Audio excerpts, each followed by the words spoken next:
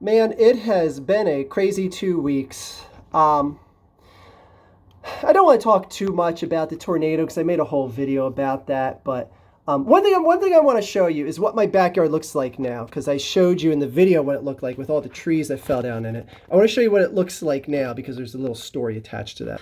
Um, okay, so there's my backyard. As you can see, all the trees are cleaned up, but then you're like, oh my God, Archie, what happened to your backyard? Well, notice over there's like tire tracks and stuff in the grass that start over here. This section of the fence was taken out um, by means other than trees. And this section back here was taken out mostly by trees, but also by hands of man as well. One of the easiest ways to get to and from the neighborhood was through certain people's backyards. And my house is next to an open field next here, which is next to a neighborhood that wasn't affected by the tornado. So the easiest ways that any emergency crews or skid steers or whatever they needed to get trees out of the way could be siphoned through my backyard to get like through the back ends of the neighborhood here because you just couldn't get around on roads. So there you go. Archfield's backyard got turned into a road. But it was for the betterment of everyone and getting people out of their houses, getting people's houses cleaned up, etc. It's the least I could do, and that shit will get fixed in time. It sucks my backyard looks like that, but oh well, it helped other people in this very misfortunate time. Went without the internet for over a week here, and I got to tell you, it was quite nice. It was nice not to be dependent on the internet and nowhere to go because you couldn't leave here. And again, watch the previous video about the tornado. I talk and, anyways. It's still a complete hellhole looking place here. But again, anything that I say about any sort of destruction here, I want you to understand that myself and everyone in this community back here, the ones who, and there was some people that lost their lives in this area from this tornado, we don't lose sight that we're still the lucky ones. We still have our families here. We still have ourselves here. Some of us, like myself, that have a roof over our head are extra grateful right now because FEMA came in, and this is about a 50 some odd unit development back here, and around, let's say 15-ish houses got condemned and deemed as unlivable by FEMA. Thank you to FEMA, by the way. They've been doing a massive cleanup effort. They've been working pretty much nonstop for what is now 2 weeks since the tornado, and it still looks like a complete disaster here. But compared to what it looked like 2 weeks ago, oh my gosh. I mean, it looks like a proper third world country as opposed to Armageddon. And, proper third world country, I'll take that right now. Anyways, they did a lot of things. Like they removed the stumps from the front of my house from the trees that fell. And this was all free of cost. They removed anything that you got to curbside so that insurance companies and the cleanup crews here that you hired to get stuff out of your yard that wouldn't be covered by insurance, they did that free of charge, which was amazing that, in this time of need for this community back here, that the government did that. So anyways, thank you, government. You did something right. Anyways, yeah, it's just, it's still just very bizarre. Every time leaving this house or just looking out, and just, one of the most eerie things is how bright it is in this neighborhood now, because this is a neighborhood that's over 50 years old.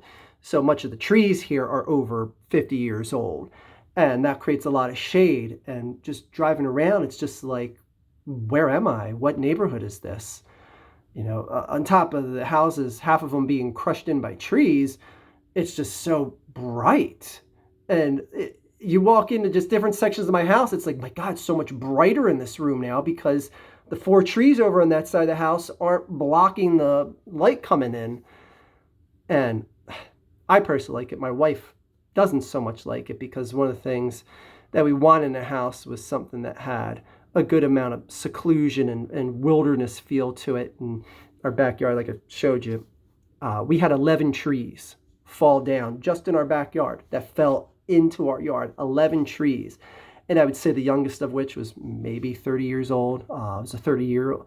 There was about 8 like 30 to 50-year-old walnut trees in the back here, which frankly I don't mind going because I don't know if anyone's had a walnut tree in their yard. They drop those big green balls. They would hit the dogs when they're outside, and the kid will eventually get hit by one, but they're gone now, so I digress. Good riddance. But still, my wife liked the foliage and the shade it created. But anyway, it was a unique experience. It was a scary experience because we're watching Cecily Tynan on the Channel 6 Action News here in Philadelphia, and she's talking about, the tornado being confirmed and touching down, and then you're watching, they have like the arcing path of it, of where it's going, and I'm like, wow, that looks like it's going dead center over our neighborhood. And within 1 minute, you just heard that colossal, as they say it sounds, it's true, it sounds like a big freight train going by right outside the window. And my dumbass is staring like right outside one of the basement windows, just staring out like, wow, look at that shit. Like I could have got like a brick to the face. And anyway, the bottom line is don't do that. That was a stupid thing to do because I'm looking out. Because it was a stupid thing to do, but it puts into perspective, like, you get a tornado warning all the time. Do you ever actually get a tornado in your town? It's like, that's how I'm looking. I'm like, oh, it's another tornado warning. Let's go to the basement. Let's do that whole thing. Here we go. We're going to get up and we're just going to see a little bit of rain. And then it was like, once you heard the tornado and you heard shit fall and you heard the percussion of the trees slamming down, it was like, holy shit, it is actually happening. And I'm looking to my wife, who's holding my newborn son, and then my 4-year-old son, who thinks it's like the greatest thing since Christmas morning going on outside and how cool it is. And the dog's down there just like, yikes, what do we do? Just that shock of like, oh my God, what is going to happen? This is an actual tornado. And just that it was the most surreal 30 seconds of my life. Next to that, first time I got laid. Who are we kidding? That was only 10. Anyways, it was convenient that I started coughing because that actually plays into what happened as well. Well, not the laid part. But anyway, jeez, where is this video going? It was just surreal. And the second most surreal part is like, I think we just got hit by the tornado. Like, what else could that have been? That sounded like the missiles started falling out of the sky. And just coming upstairs and looking at the backyard for the first time and just seeing like all the trees down, it's like, oh my God. And then looking out front and oh my God. And just seeing the utter chaos from there. Just the police having to come around on foot and the paramedics because they can't drive any vehicles back there, yelling for everyone all right. Not sleeping a wink that night because chainsaws are going. People are yelling and screaming, and it was just like unbelievable. But I made it out okay. My family made it out okay. Our yard is effed up. If that's the worst thing we could say about it, we're doing pretty good. So that's that. And I told people in my previous video where I talked about the tornado hitting, don't expect me to be making Eagles videos, and kind of just to do a little Eagles talk here. The one and first time that I really sat down and just watched television was the Eagles game. Well, partly because we didn't have TV till like a day or two before that, so we didn't have internet or television here for a good 7 to 10 days after the tornado. And one of the first things I got to see was the Eagles beat the piss out of those perennial choke job artists, the Falcons, and they didn't choke this game. They just lay down and died. They had 2 offensive drives to get in the red zone in the first 2 drives of the game, and then they're like, we'll settle for a field goal both times, and then we don't feel like playing the rest of the game. We're just gonna hang out. And seeing Jalen Hurts, and I tell you guys and everyone that doubted him that this guy was on that Jalen Hurts bandwagon from game 1 against the Saints. And my shit is still up and in writing. Well, not in writing, but in speaking. And I just, like, I didn't understand the media. Pro Football Focus had him rank as the 2nd worst starting quarterback in the league. anyways, a lot could change. It's just 1 week, and I'm not getting overexcited, but I know you guys want to hear just some football talk. But I just want to say, I was all for Carson Wentz going and keeping Jalen Hurts, and a lot of you weren't. A lot of you. Anyways, we'll see what Jalen does from here on out. It's just 1 week. But if this was the Cowboys, they'd be like, oh my God, we're going to the Super Bowl. Anyways. So, yeah, like I said in that video, it was like, I wasn't about to get back into making football videos. I still don't think I am, but we'll see. Because it's just looking around at my reality right now, and I'm like, what is a trivial football video right now? But it was damn nice to watch the Eagles beat that Falcon ass.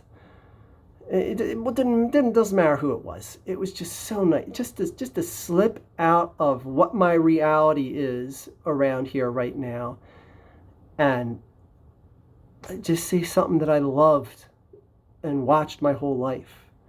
Anyway, so thank you, Eagles. Thank you, FEMA. Thank you to all of you out there that have been sending your well wishes. I didn't get a chance to respond to any much of you because, again, I didn't have internet till it was like, I want to say this Saturday right before the Eagles game. So I uploaded that video. I could barely read any comments. I skimmed through it once and saw there was a lot of just thank yous and so glad you're safe, etc. Thank you to all of you. And again, like I said, no one is losing sight of how fortunate we are that things could have been way worse. Like if this was later at night and a lot of people were like asleep up in their second floors, it would have been a lot worse because a lot of second floors got caved in. And it's just fortunate that people either weren't home from work or they were downstairs in their kitchens eating dinner. It was just so many things went fortunately. Just so many houses, the tree didn't fall in the house and it fell to the side. Just so many things went fortunately for so many. And so many in this community are so grateful. We are just so much more, and that's one of the most ironic things, as big of a disaster this is, it has bonded us as a community even more in this neck of the woods. And anyways, and to the opposite side, ironically, is it's pushed so many people out as well because they can't even get in their houses, and who knows if so many of my neighbors aren't going to return. One of my closest neighbors is the guy that lives behind me here, and he's talking about just selling his house after it gets fixed up, so who knows how many times I'll ever see him again. But again, things could have been so much worse, but things are, I don't want to say good on a lot of levels because it's not like, hey, it's good, it's good. Your roof got caved in, you're alive, so everything's good, right? And that's kind of one of the things too. I'll leave you on one point because I used to be the type of person that would say, no matter how bad things are, focus on what is good and then convince yourself that things are good. And I see that so much more as a flawed logic because it's like telling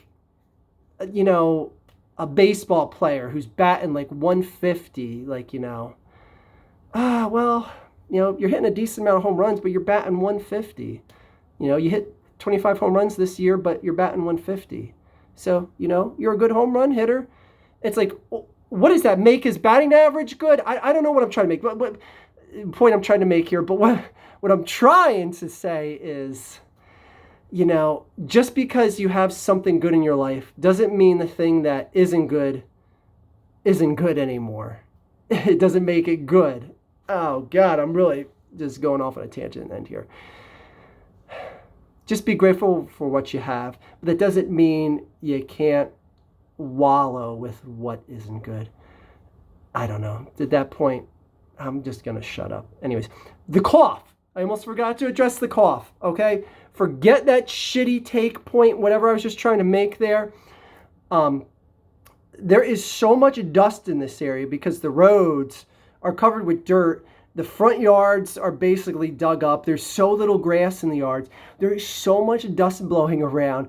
Everyone has got this chronic cough, and no, it's not COVID, at least for most people. My wife actually got a COVID test just to be sure. Came back negative, so I'm assuming mine is negative as well. But we all have this chronic cough from just so much dust in the area. Anyways, the Archfiend lives in a dirty neighborhood. That's the final point. Take care. Go Eagles. Can someone in the comments just remind me who is currently leading the NFC East? That is all.